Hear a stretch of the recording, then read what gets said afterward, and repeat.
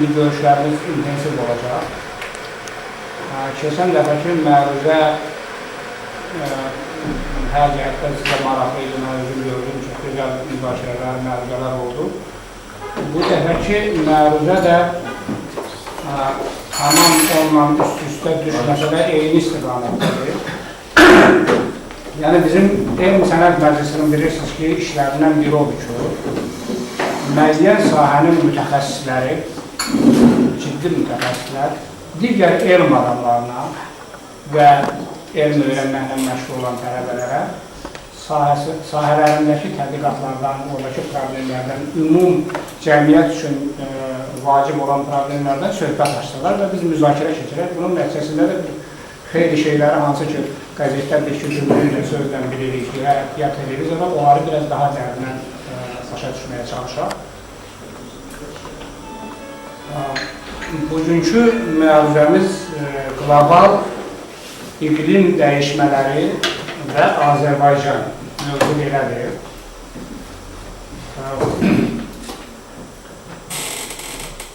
Hətta Azərbaycan kimi kiçik bir nisbətən ərazi və kiçik bir ölkənin təbiəti o qədər fərqli, rəngbərəngdir ki, o qədər çox iqlimə, iqlim növlərinə, zonalarına, təbiət hadisələrinə rast gəlirik ki, artıq bunun özü bir tərəfdən heyrət, bir tərəfdən təəccüb, bir tərəfdən çoxlu suallar doğurur. Biz incə burada söhbət edirdik. Mən neçə gündür Böyük Qafqazlarda bir zirvəyə getmişdik. Yəqin üzündən görürsünüz, biraz qaralmışıq olur. Çox çətin, ağır bir şəraitdə, qarın, boranın, küləyin içərisində biz xeyli orada yaşadıq, çıxdıq və sağ-salamat qayıtdıq. Sağ-salamat ona görə deyirəm ki, yəni normal risk olan yerdir. Normal risk olan yerdir. Misal üçün 4000 neçə metr hündürlükdə birdən dağın dəhşətli soyuq, qar və qar çovğunu başlayanda o qar çovğunda adam qala bilər. Amma elə bu riskin, ümumiyyətlə o həyəcanın yüksək həddə çatması və insanın istədiyi bir şeydir. Müxtəlif yolla onu əldə eləmək olur, biri ilə budur. İqlim dəyişmələri hər zaman elm adamlarının diqqətində olub, amma bu xüsusən 20-ci əsrin bir problemidir. Qlobal problemlərin ən böyüklərindən biridir. Adətən bu qlobal problemləri, yəni bütün bəşəriyyətin həyatına təsir edəcək problemlərdən danışanda, bunlarda məsələ nüvə silahlarının qarşısını necə almaq, nüvə katastrofası olmasın, ətraf mühitin dəhşətli dərəcədə çirklənməsi, hansı ki, həyatı tamam dəyişdirir. Və onların içərisində qlobal iqlim dəyişmələri də var və bu hesab olunur ki, nüvə silahlarından sonra ikinci yerdə duran çox böyük problemdir və zaman-zaman nüvə silahları haqqında müqavilələr əldə olunduqca, onların azalması əldə olunduqca birinci yerə artıq iqlim dəyişmələri çıxır. Haradasa geoloqların, astronomların birgə səyi nəticəsində bu yer kürəsinin tarix növlərində məlum observədə məsələ elə vaxt olur ki, yer üzərində 100 dərəcə istilik olur və suyun temperaturu da qaynamağa yaxın bir temperatur olur və orada normal canlı orqanizmlər, normal həyat sürə bilməzdir. Amma sonralar həyat üçün şərait əmələ gəldi. Bunun da əsas səbəbi odur ki, atmosferlə, yəni kainatla, dünya ilə yer kürəsini arasını kəsən bir təbəqə əmələ gəldi, böyüməyə başladı. Belə ki, təbəqə günəşdən gələn enerjinin, radiasiyanın, onun şüalanmanın xeyli hissəsini özündə saxlayır. Bir hissəsi onun gəlir, yer tərəfindən, su tərəfindən udulur və müəyyən hissəsinin dəyişmələri də var və bu hesab olunur ki, nüvə silahlarından sonra ikinci yerdə duran çox böyük problemdir və yəni kainatla, dünya ilə yer kürəsinin arasını kəsən bir təbəqə əmələ gəldi, böyüməyə başladı. Həmin müəyyən bir qazlar, onlara bəzən karnik qazları deyirlər. Həm karnik biz bilirik, onu Azərbaycan bir partiya istiqana deyirik deyəsən. Yəni, onun üstündə bir təbəqə var ki, istini saxlayır, təcrid edir yuxarıdan, burada bir istilik yaradır. Amma o istilik artıq çoxalanda, o da həyat üçün, yer üçün, yer kürəsi üçün, canlılar üçün problem əmələ gətirir. Bunun da nəticələrindən, bunun da səbəblərindən bir neçə səbəb, iki mühüm səbəb var. Biri təbii səbəbdir, təbiətin törətdiyi səbəblər, biri isə insanın törətdiyi səbəblər. İnsanın törətdiyi səbəblər daha çox sənayeləşmə, kənd təsərrüfatı və digər sahələrdir ki, hansı ki bu karbon qazı meşələrin məhvidir ki, azalmasıdır ki, hansı ki bu bilirik ki, bəkəkdən bilirik ki, bu fotosintez prosesləri olanda deyək bu karbon qazı bunun da dərəcəsi azalır və yer kürəsi katastrofik bir vəziyyətlə üz-üzə olmuş olur. Bu barədə mən ümumi sözlərlə dediyim bu barədə daha geniş, daha dərin, daha dəqiq biz məruzə dinləmək istəyirik. O cümlədə bunun Azərbaycana nədir birinci növbədə? Çünki yer kürəsi rəng-bərəng olduğu üçün onun şimalı, cənubu, tropik hissəsi, müxtəlif en dairələrində olan hissələr bir-birinə fərqlənir, həm təbiətindən, həm cəmiyyətin inkişafından, sənaye səviyyəsindən və ilaxır. Onların çayları, suları, gölləri, dənizləri, uzaqlar, ərimə və ilaxır. Bu proseslər Azərbaycanın yeri nədir? Bizdə hansı problemlər var? Əvvəl necə idi, indi necə idi? Və nə eləmək lazımdır bizdə? Nə tövsiyə oldu? Bütün bu barədə məruzəni bizə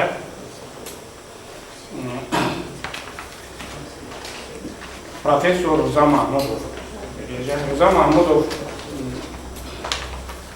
mən çoxdan yaxşı tanıdığım üçün uşaq baxımdan ona görə ola bilər çox geniş deyil, sizə mühüm məqamlara çatdırım ki, o Bakı Dövlət Universitetinin Coğrafiya, Geologiya fakültəsini bitiribdir. Sonra elm işlə məşğul olub, elmlər namzədi, elmlər doktoru, profesör və yaxud daha çox Bakı Dövlət Universitetində, Elmlər Akademiyasında, Moskvada, Sankt-Peterburgda, Tiflisdə və yaxud gedib, gəlib elmi fəaliyyətlə məşğul olub. Çox saylı monografiyaları, dərsliklərin, məqalələrin, o cümlədən beynəlxalq mətbuatda çıxan müəllifidir. Çox məhsuldar işləyən alimdir, çox ciddi tədqiqatçıdır.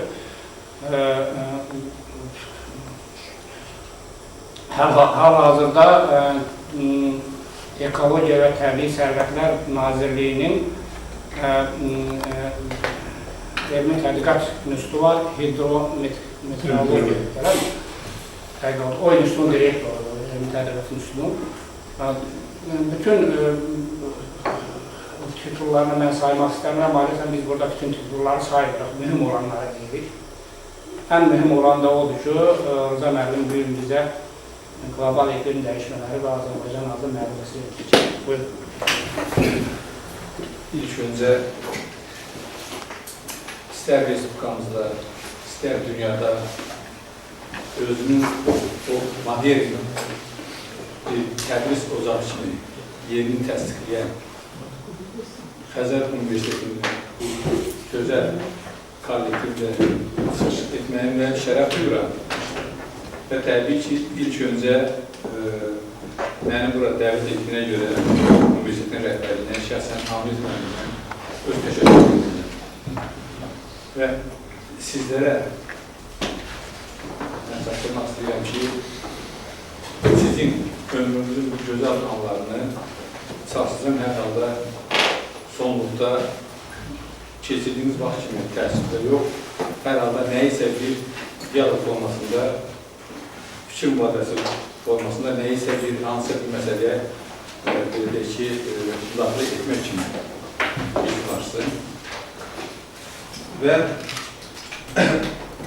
Ahmet müəllimin dediyi kimi, mənim büyük məruzə edəcəyim müasir iqlim dəyişmələri və Azərbaycan adı təsəvvürlüyü. Bu bizim Ekologiya və Təbii Sərvətlər Nazirliyində bizim elmi tədqiqat hidrometeorologiya institutunda bağlan tədqiqatları, şəxsən mənim özümün tədqiqat sahəmin əldə etdiyinə görə burada əldə olunan nəticələri əsas Amerikanın qeyd etdiyi vacib elmi nəticələri və bir sıra vacib fikirləri sizin diqqətini çatdırmaq istəyirəm.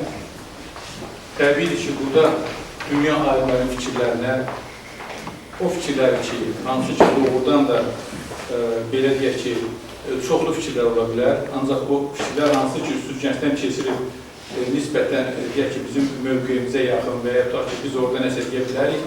Hətta dünya alimlər fikirlərini mən sizin diqqətini çatdırmalar mövzunu biraz belə dərsə təqdim etmək istəyirəm. Sadəcə mən onu etmədim istəyirəm ki, nə qədər mənim vaxt verirsiniz? 1 saat rahat qalacaq. Kifayət.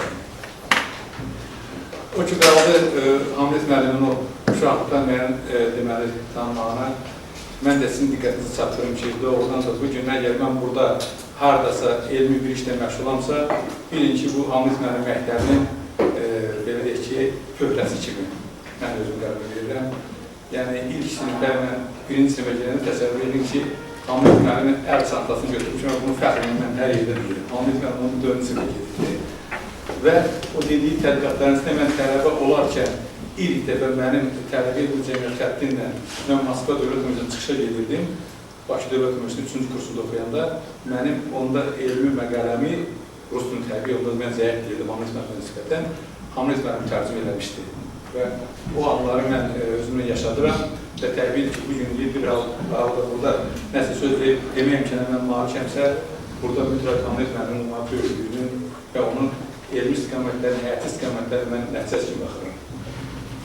Deməli, mən bu mövzuya daxil olmamazdan əvvəl istəyirəm ki, bunu daha yaxşı, belə deyək ki, sizlərlə bir yerdə daha yaxşı biraz mənimsəmək üçün bu fürsətdən istifadə edib qısaca meteorologiya, hidrologiya, bunların bir tarixi bir ekskursiya edək ki, ondan sonra mənəcə mövzuya daxil olmaq nisbətən asan olar. Halbuki bu elə bir mövzu ki, burada hər birimizin, hər bir vətəndaşın planımızın özünün sözü ola bilər, fikri ola bilər. Ona görə bu mövzu bugün məncə bəşəri bir mövzudur.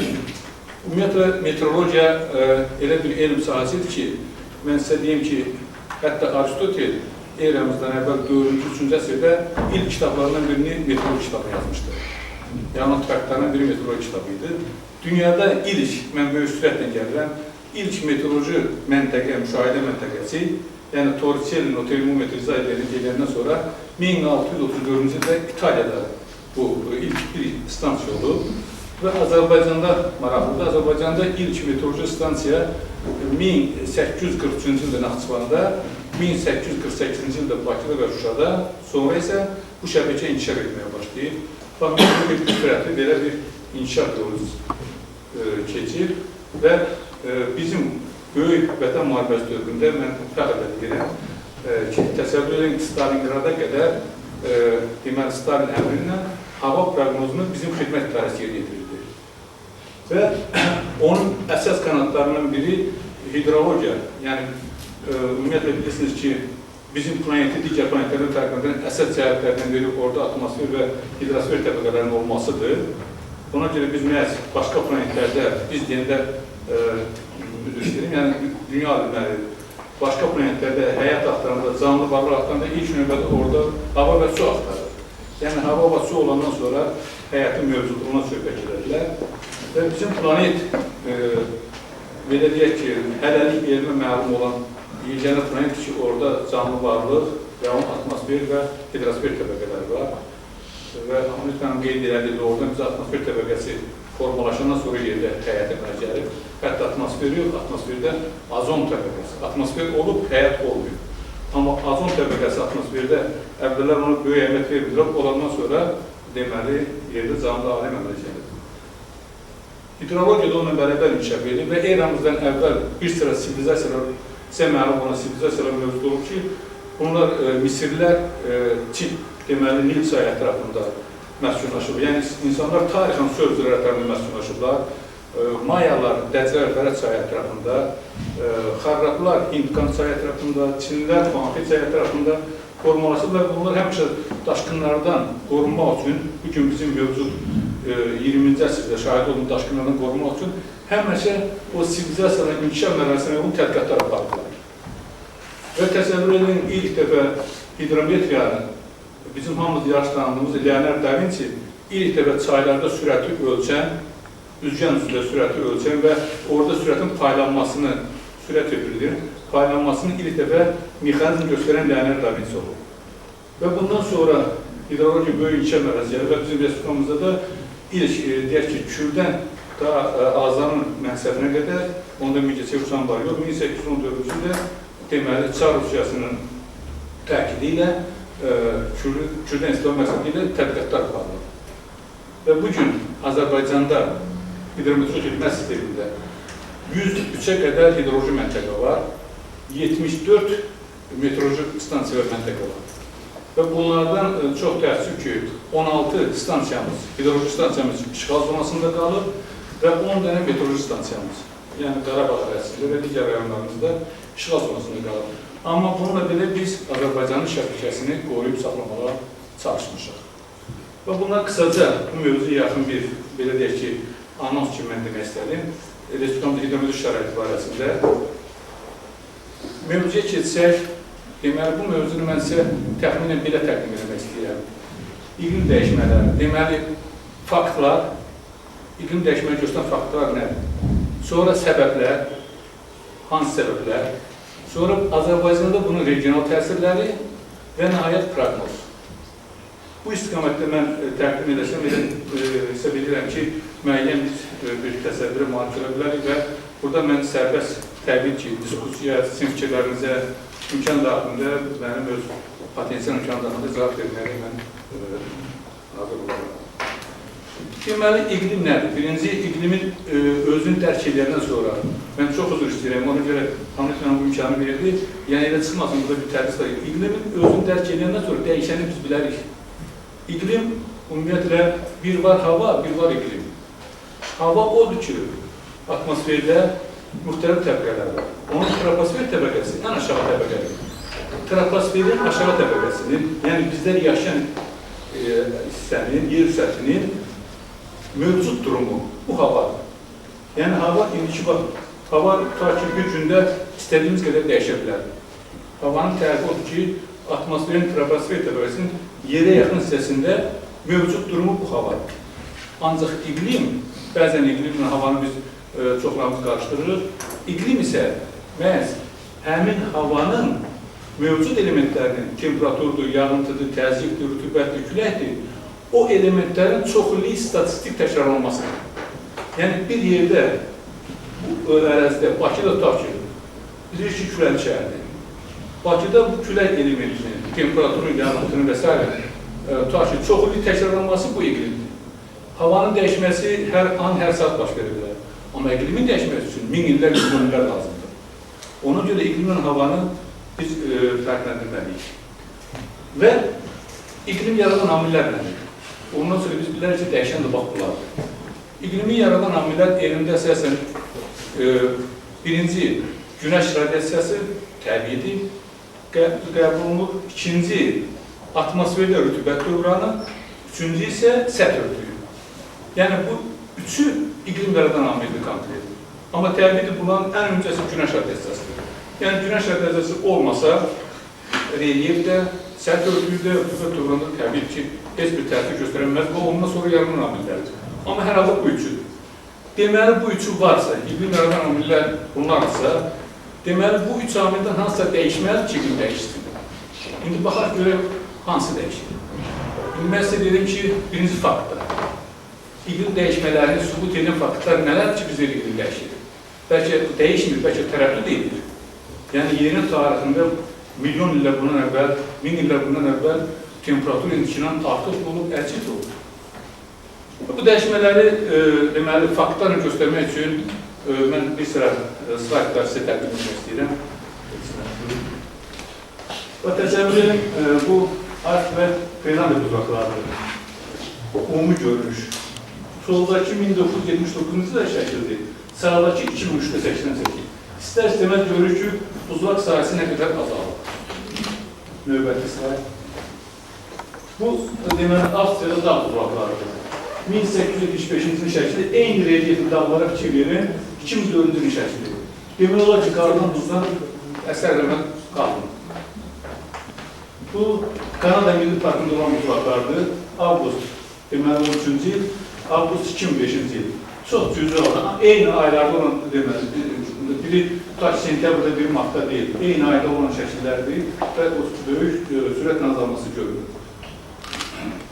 Kanada Milli Parkında buzlaq ərazilər 38-ci il, 2005-ci il eyni relyef olması azalmanı göstərir. Bu Rocky Mountain deyilən Kaydır yerdən içəriyə. İçəridə, bəli. Növbəti farklı olmuşsa. Bu da Kanada yenə dağ buzlaqlardır, relyef formaları görürsün qalım, amma 2004-də 40-cı nisbətən buzlaq sahələri necə azalır. Sonra bu antropolojik təsirə rəqəm kimi qalsın. Deməli, birinci buzlaq ərazilərinin azalması fakt kimi təsdiqli iqlim dəyişmələr gedir. Yəni, bugün istər dağ buzlaqları, istər yüksək qar örtüyü, yüksək dağlıq əraziləri, istər okean sahillərində dənizlər, dəniz buzlaqları, yəni şimalda, cənubda sürətlə azalmağa başlayır. Yəni, o rəqəmlər mən sizə yormaq istəmirəm, eləcə aid fakt budur ki, yəni buzlaq sahə, qar örtüyü azalır. Bu nəyə bənzəyir?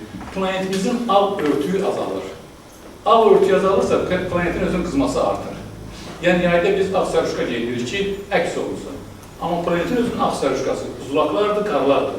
Bunların sahəsi azaldıqca, planet istər-istəməz qızmağa gedir.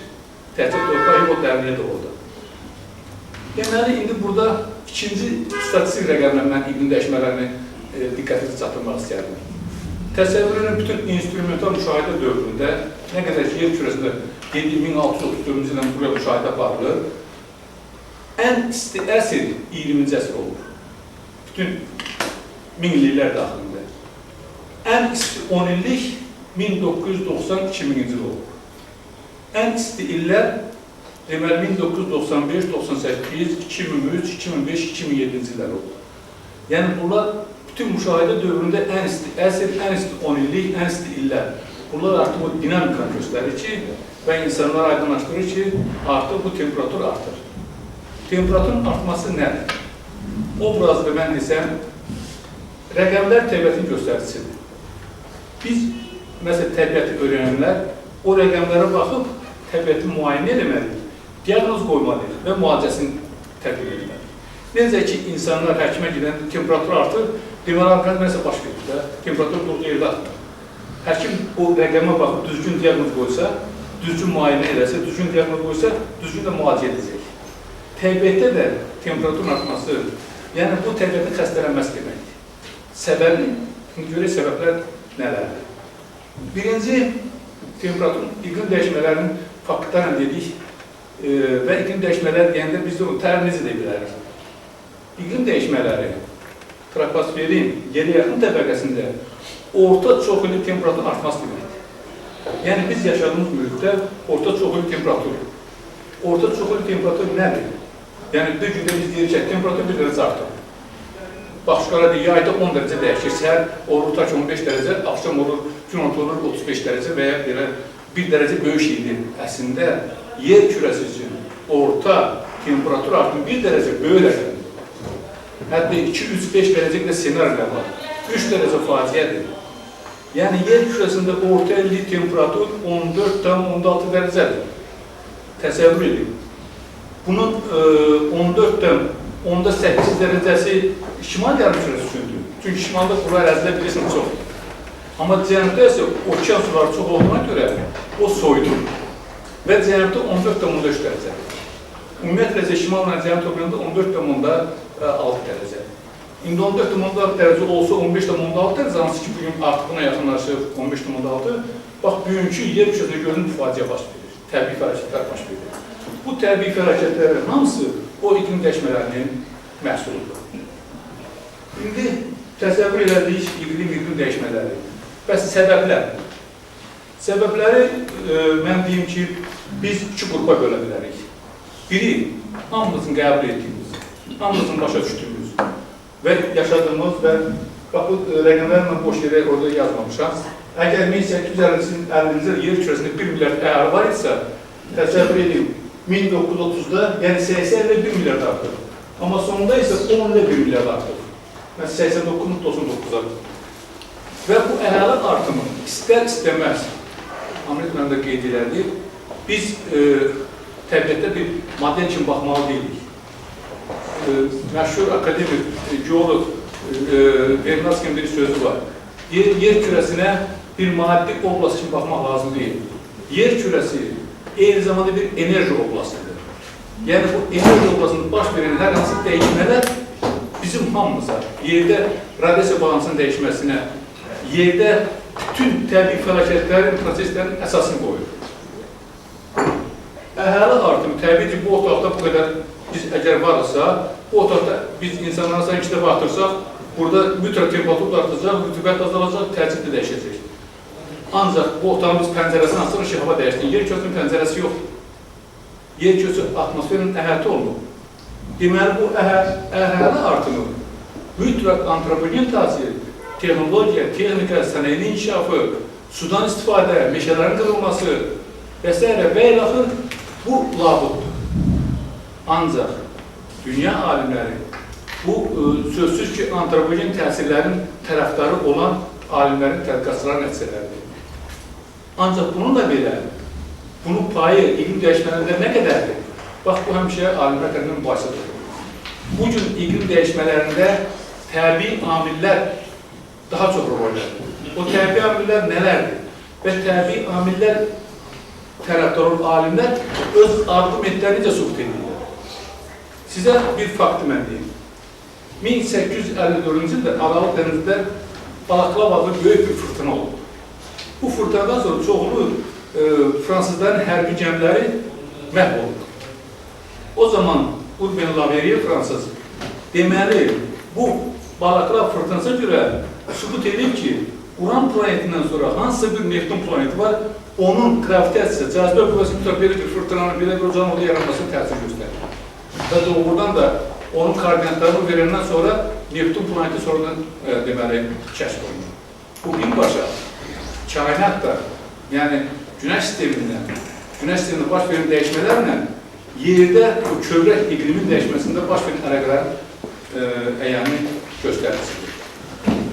İqlim dəyişmələrinin bu təbii amillərini tərəfdarı olan tədqiqatçılar bugün sübut edirlər ki, yerin tarixində temperatur 3-4 dərəcə bundan artıq olur. Doğrudan da, keçən dəfə Hüseyin mənim burada çıxış elədi. Yəni, orada biz Antarktik iqlimi, mən o sahələ biraz da ciddi məşğul olanda təsəvvür edeyim, 800-900 min il bundan əvvəl 3-4 kilometr qalınlığında Antarktik buzlaqlar formalaşanda o dövrün hava qovcuqları, buzulkalar həmin buzun tərkibində qalır. Və bu buzlaqlar çoxdur. Grenlandiyada var, Arktikada da var, Antarktikada. Və belə buzlaqları, o hava qovcuqları qalan 500 min, 800 min, 900 min bundan əvvəl hava qovcuqlarının onlar Hollandiyada, İngiltərədə, laboratoriyada xüsusi, onlar analiz aparılır, onlar çox belə həssaslıqla kəsilir, götürülür və baxırlar ki, o dövrdə atmosferdə karbon qazı içinə çox olur. Yəni, antropogen təsir olmayır və temperaturun içinə çox olur. Qeyd edelim ki, Antarktik materiki vahid bir Pangeya materikinin tərkib hissəsi olub, sonradan ayrılır. Və Antarktik materikində yerin iqlimə təsir göstərən ikinci bir materik yoxdur. Niyə? Təsəvvür edin, məhvənin bir dərəcə. Əgər Antarktik materikin buz təbəqəsi, buz örtüyü olmazsa, yerin orta əlli temperaturu, həmin 14,5 dərəcədə, 6 dərəcədə, o indikinə 8 dərəcə çox olar.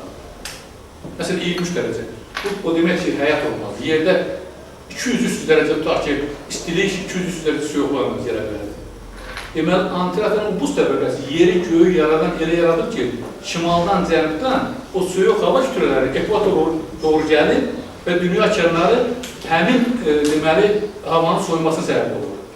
Yəni, bir növ obraz desək, antratı da bizim elə bilin evdəki xaladelnikin o marazilkasıdır.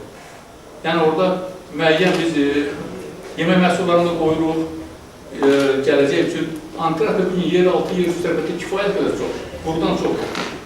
Nə qədər desək ki, o tədqiqat laboratoriyasıdır, amma gələcəkdə antrat özlərində sözsüz ki, dünya dövlətləri arasında, xüsusən Qarabağ ölkələr arasında belə bir mübahisə doğuracaq.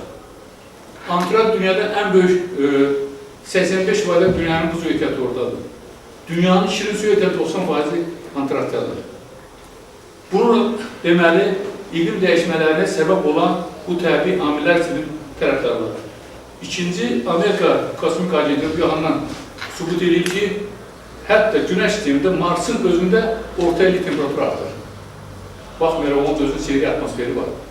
Deməli, Marsda temperatur artmanı sübut edirlər ki, bu Günəş sistemində bu temperatur artır. Və son 600 il ərzində Günəşin özündə intensivlik 600 il, son 100 ildə ən yüksək həddə çatır. Günəş şüası intensiv atmosferi. Yəni, bu təbii amillər kateqoriyasında iqlim dəyişməyə səbəb olan meyarlar kimi təsdiqini tapır.